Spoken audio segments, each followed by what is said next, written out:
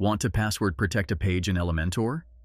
In this video, I'll show you exactly how to do it so you can lock down any content you want quickly and easily.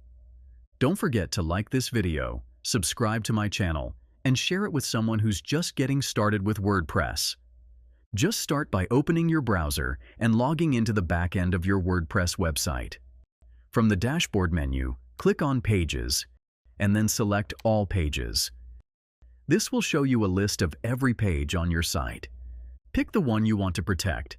I'm going to choose this home page for this demo. Click on the Edit button. Once you're on the Edit page screen, take a look at the right-hand side panel under the Publish section. You'll see the visibility is currently set to Public.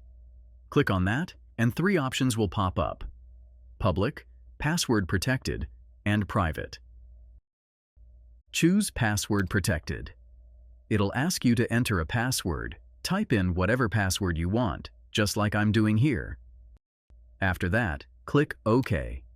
And don't forget to hit Update. Now, if you go and view that page, you'll see that the content is locked. It asks visitors to enter the password first. Only then can they access the content. All your other pages remain public and accessible, but this one stays private unless someone has the password. If you ever want to remove the password protection, just go back to the Edit screen, change the visibility back to Public, and click Update again. That's all there is to it. So, are you set to design like a professional?